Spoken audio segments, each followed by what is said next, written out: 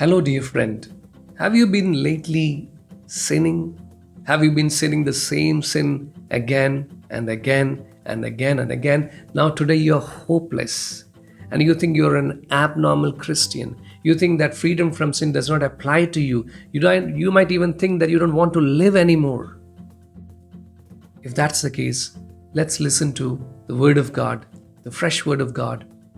I'll give you a promise from God's word. 2 Peter chapter 5 verse 10. It says, "And the God of all grace, who called you to his eternal glory in Christ, after you have suffered a little while, will himself restore you and make you strong, firm, and steadfast." And the God of all grace, who called you to his eternal glory in Christ, after you have suffered a little while, will himself restore you and make you strong, firm, and steadfast. So here you face two things. You have a fact about yourself that you're recurrently sinning. You're sinning the same sin. You're doing that same sin for years probably. And it's a fact for you that you can never come out of it. True. But you have a promise from God which says that after you've suffered a little while, God will himself establish you. How do you relate to these two things? The fact of your failure and the faith of the promise of God. Let's learn it from Abraham. Let's go to Romans chapter 4, verse 18. It says, "Against all hope, Abraham in hope believed, and so he became the father of many nations." At the age of 75, God told Abraham and Sarah that you will have kids as numbered as the stars of the sky. They had 0 kids, and they could have, kids like the stars of the sky. Now, at the age of 75, they took the promise. Now it's the age of 100. Now Abraham is facing a fact. He's facing the fact that his body is as good as dead. That Sarah's womb is also as good as dead. And so the fact is that it's impossible for them to have a kid. It's impossible for them to have a kid. Likewise, you also feel today that's impossible for you to have freedom from that besetting sin of your life.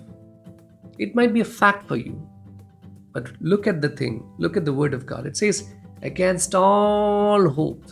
Abraham was hopeless in himself, so you are also hopeless in yourself. But it says, "Against all hope, Abraham in hope believed and so became." So can you, against all the hopelessness inside you, hope in God today, believe and become? Believe and become. He says that it says in verse 19, he faced the fact that his body was as good as dead. Romans chapter 4 verse 19.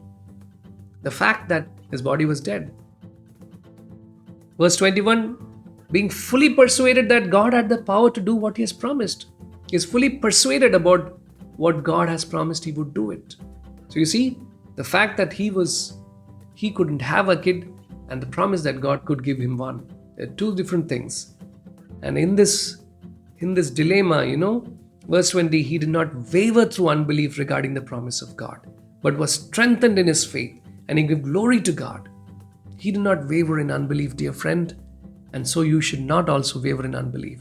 Face the fact that you will never be able to do it yourself, but receive the promise of God today that after you have suffered a little while, the little while may be 1 day, maybe 1 year, maybe 5 years, but God is going to liberate you from that sin. God is going to make you firm, steadfast, and he's going to establish you. He's going to do it. That's your promise. The God of all grace, who has called you to his eternal glory in Christ, will himself restore you, make you firm and steadfast, establish you. He's going to do it. You face the fact that you can never do it. And you, in all hope, believe in the promise of God. And be fully persuaded that God has the power to do what he can do, what he has promised. And never waver in unbelief, not even for a second. And God will lift you out, dear friend. You will come out of your sin life.